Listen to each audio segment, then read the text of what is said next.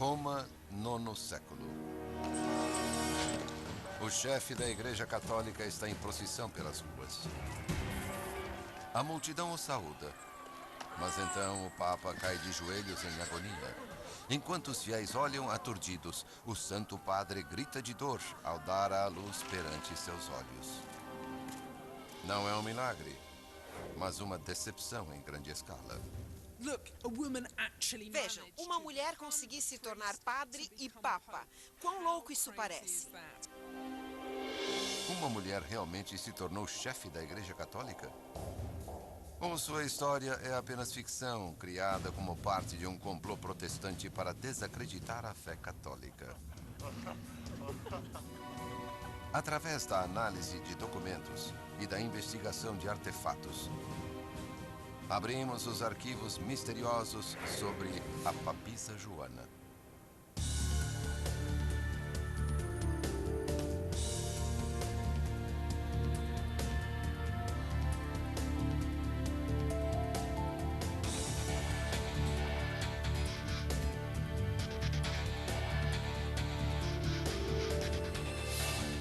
Arquivos confidenciais.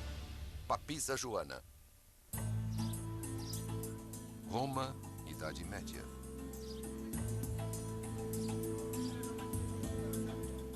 Crônicas relatam que uma jovem se disfarça de monge e viaja para a cidade onde se encontra o Papa, chefe da igreja. O professor Craig Rustich estudou como Joana é retratada nas crônicas papais. Quando ela chegou a Roma, sua capacidade intelectual tornou-a uma espécie de celebridade. E por causa disso foi escolhida por unanimidade para ser o próximo Papa.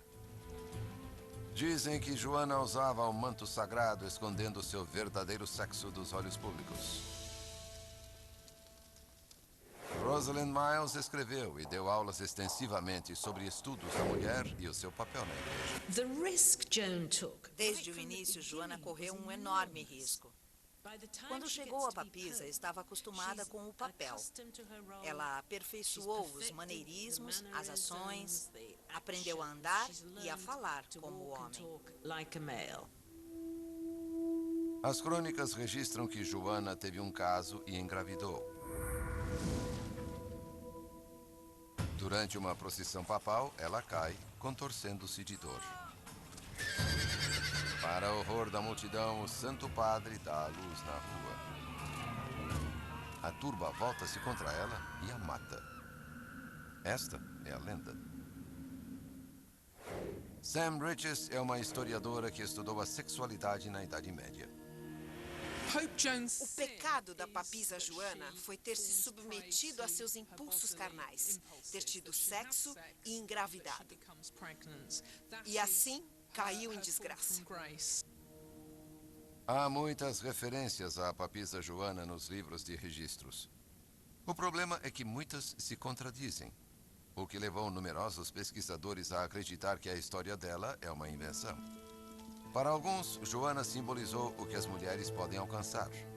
Para outros, inimigos da Igreja Católica, Joana sinaliza até onde o catolicismo pode levar.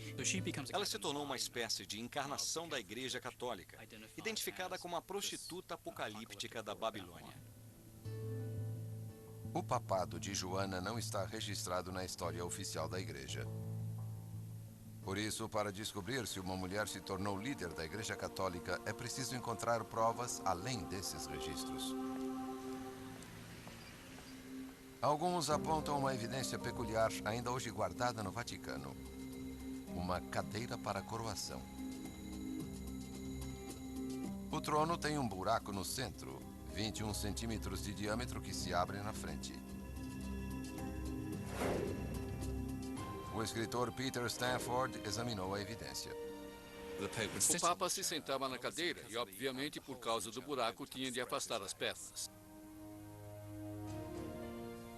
Um diácono, por esse buraco, sentia os testículos do Papa e declarava: Testiculis habet.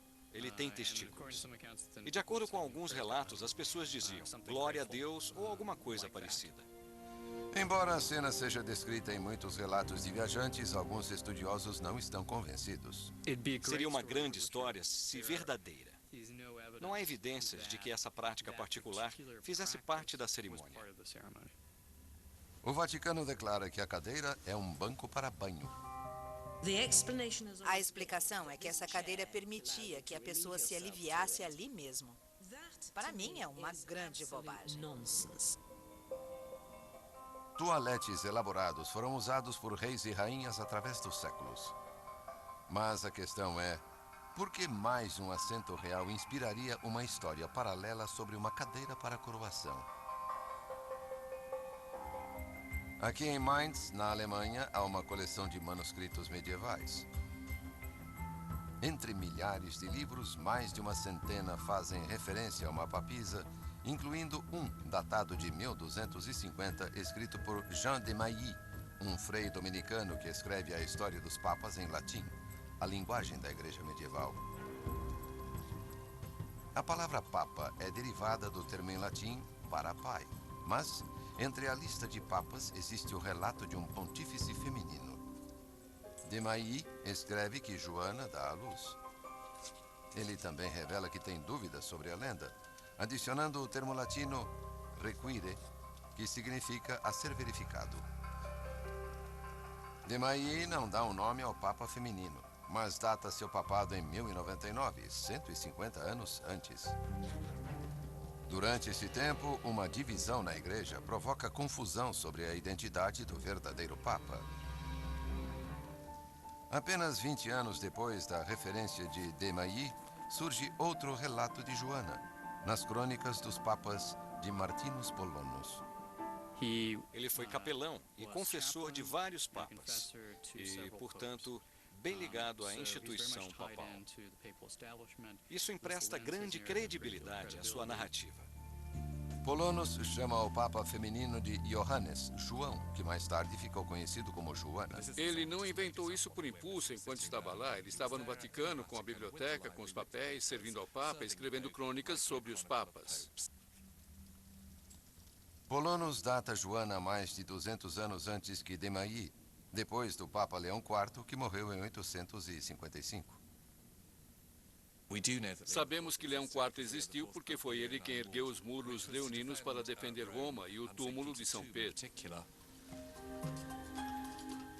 O relato de Polonus parece a mais provável das duas versões de eventos, já que outro registro papal oficial declara que não houve uma transição suave entre papas em 855.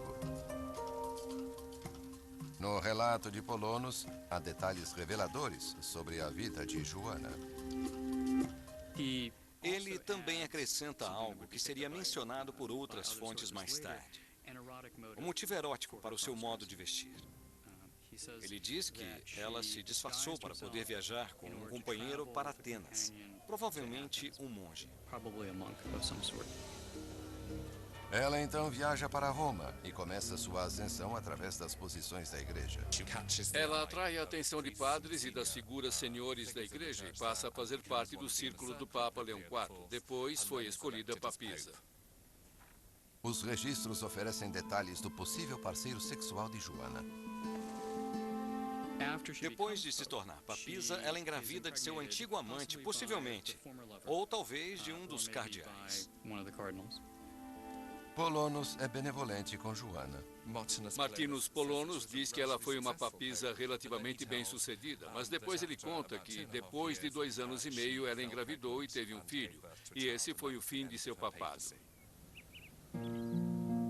Seu relato enfeita mais a história de Joana. Ele diz que sua cidade natal era Mainz, na Alemanha, um dos mais importantes centros religiosos do país. Perto dali encontra-se o centro monástico de Fulda. Fulda, em particular, é tida como importante porque era o centro de monasticismo e aprendizado, e sua biblioteca era famosa. Mas a igreja de Fulda é fechada às mulheres. Para muitos historiadores, esta é a chave para se compreender Joana. Esta é a abadia de Santa Hildegarda em Bingen, próximo a Mainz. Aqui, a irmã Lydia Strelzel vive sob as regras da ordem beneditina do século VI. onde se diz que Joana estudou. Na Idade Média, a mulher não tinha posição na igreja. Elas tinham de ficar nos fundos. E os homens tinham as posições mais importantes. Era essencial para a mulher ter uma boa educação, mas unicamente em caso de entrar para o monastério. Algumas mulheres na Idade Média partiram para a conquista de grandes feitos, como a fundadora desta abadia, Hildegarda von Bingen. Hildegarda era uma figura extraordinária. Era muito respeitada como fonte de sabedoria pelos indivíduos da época. Ela funda uma abadia no século XII. Escreve textos religiosos e música e até lembra ao Papa para não se afastar do caminho certo. Ela não tinha medo de dizer a ele o que não era correto na vida do clero. Por exemplo, com relação a dinheiro ou ao seu estilo de vida. Hildegarda é um exemplo raro de freira que deixou sua marca na vida medieval. Mas para Joana, a perspectiva de uma vida como freira deve ter sido restritiva demais. A situação dela deve ter sido incomum, mas em minha opinião, nada única. Muitas moças devem ter sido muito frustradas pelas atitudes da época. Com a idade de 12 anos, uma jovem na Alemanha estaria enfrentando a escolha entre aprender o que ela queria e uma vida de trabalhos pesados e gestações sem fim. Talvez Joana tenha visto que o único modo de atingir seus objetivos era se tornando um homem. Não era tão difícil quanto se pensa, em uma época em que as roupas clericais eram andrógenas. Como disfarce, o hábito dos monges é perfeito, porque o capuz cobre a face e o pescoço, e as longas mangas cobrem os pulsos delicados das mulheres. Há séculos, mulheres vêm se disfarçando de homens. Em lendas de santos, há uma tendência de mostrar mulheres vestidas como homens. Existe de fato um precedente, ou uma tradição dessas mulheres que se vestiam de homens dentro da igreja. Há cerca de 20 histórias que parecem centralizar-se em santos travestidos. Margaret Pelagia era conhecida como o monge sem barba no quarto século. Henrietta Leyser é especialista em tempos medievais e estudou as mulheres na igreja. Ninguém percebe até a morte do santo que, na verdade, é uma mulher. Somente quando estão preparando o corpo para o enterro é que eles descobrem. Em vida, Pelagia fez nome, mas como homem. Vestir-se como outro sexo não é desaprovado. É algo que as mulheres heróicas tinham de fazer para seguir suas vocações. Em Roma, Joana deve ter tido problemas para manter seu disfarce, mesmo como papa.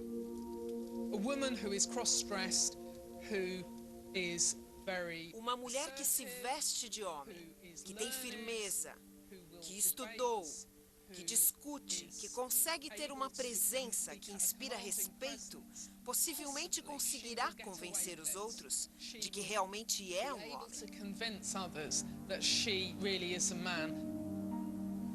Mas nem todos os pesquisadores concordam. Não creio que uma mulher possa ter se tornado bispo de Roma porque se pressupõe um grau de privacidade que as pessoas na Idade Média não tinham. Não creio que alguém pudesse fazer isso sem se dar a conhecer. Mas pode haver uma explicação para o fato de Joana esconder um dos aspectos mais reveladores da feminilidade, a menstruação. Se Joana tivesse jejuado como a maioria dos monges, vivendo sob um regime monástico, de mingau e em pouca quantidade, provavelmente ela não menstruaria. Ou se menstruasse, seu fluxo seria fraco. Mas não é a atitude da papisa Joana de se passar por homem o que se considera o aspecto mais pecaminoso do seu logro. É a sua gravidez. E por isso ela caiu em desgraça publicamente.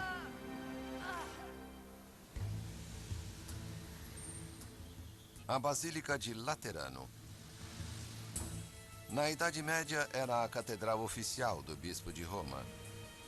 A rota de procissão papal vai daqui até o Coliseu e o Vaticano, ao longo desta rua estreita. Mas alguns acreditam que mudanças nesta rota são evidências da existência de Joana. Se você tentar traçar rotas nos velhos mapas de Roma, esta é a rota que ela teria tomado. No século XII, a rota é desviada de uma rua estreita, talvez para evitar alguma coisa. É considerado o local onde ela deu à luz uma criança. Com o passar dos anos, a rua se tornou conhecida como a Vicus Papissa, que alguns traduzem como Rua da Mulher Papa. Nela, há um pequeno santuário trancado. Temos muitos relatos de viajantes falando sobre esse pequeno santuário que, em certo estágio, teve uma estátua da papisa Joana. Mas pode haver uma razão mais inocente para que a rota processional dos papas fosse mudada. A rua podia ser estreita demais para uma grande procissão. Mas o santuário simples permanece como um lembrete duradouro da revelação mais pública de Joana. Mas poderia uma mulher educada ser inconsciente de sua gravidez até o nascimento? Ela tinha grande conhecimento de livros, do intelecto, mas nenhum entendimento de seu próprio corpo. Talvez tenha ocorrido apenas um aborto espontâneo no início da gravidez. Se assim foi, ela bem podia estar inconsciente de sua condição. Ou talvez a história fosse mesmo para ser fantástica. Joana dando à luz realmente aumenta a qualidade pantomímica da história. Acho que é uma coisa que nos torna absolutamente certos de que isso não era para ser levado a sério. Era um circo. Se é apenas uma história que Joana deu à luz em público, a questão é, por que alguém inventaria isso? Para entender, a posição das mulheres no século XIII precisa ser examinada. As mulheres começaram a clamar por mais direitos e oportunidades na igreja. As mulheres estavam passando dos limites, tentando fazer mais e exercer maior autoridade. Alguns estudiosos se referem a isso como um movimento das mulheres do século XIII, em que um número sem precedentes delas buscavam lugares em ordens religiosas, tanto que os homens que controlavam algumas dessas ordens acabaram por fechar as portas.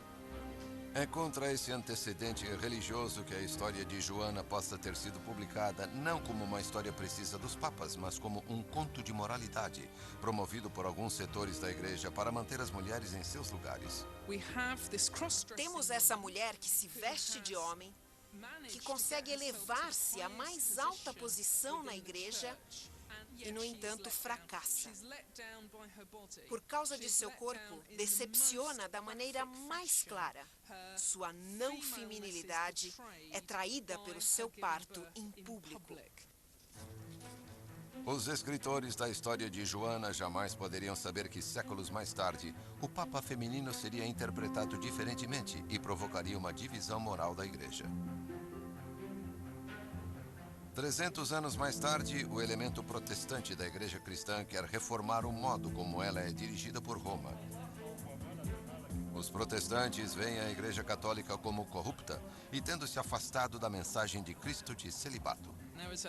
Havia até um dito: se você mandar sua esposa para se confessar, ela poderá voltar para casa com mais do que a absolvição.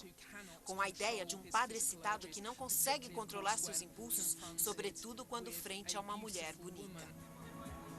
Para os protestantes, querendo atacar a igreja católica, eles têm um foco já pronto. Alguém que é a prova da história de logro e corrupção da igreja católica e cuja existência desafia diretamente a autoridade moral do Papa, a papisa Joana. Agora alegamos que o Papa é infalível em questões morais e de fé, e ao reivindicarmos esses poderes especiais para o Papa, é embaraçoso que lá atrás, na história, haja o relato dos feitos de uma mulher. Durante séculos, o papado de Joana foi registrado em centenas de livros. Durante a Idade Média, muitos aceitaram a história de um Papa feminino. Os católicos podiam ser um pouco blasés sobre a história, aceitando-a talvez como um caso embaraçoso de família. Mas não se sentiam obrigados a negá-la. A papisa Joana não constitui um escândalo para o papado.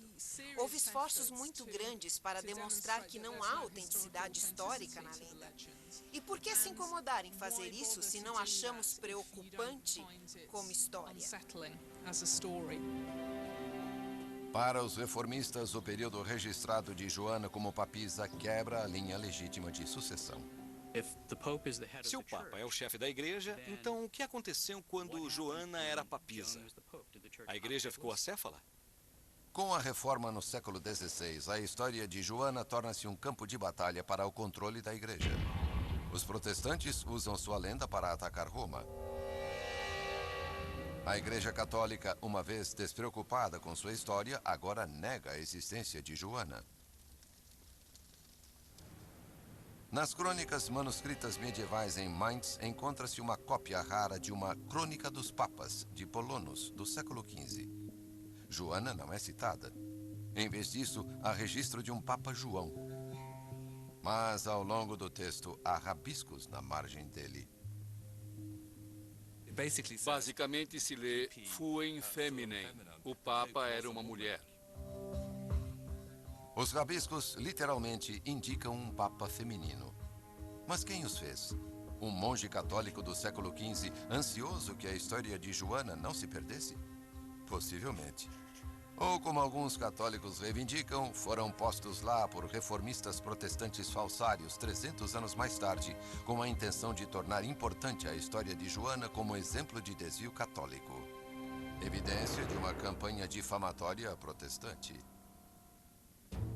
Especialistas modernos podem datar manuscritos com precisão, com base nos materiais usados e estilos de escrita.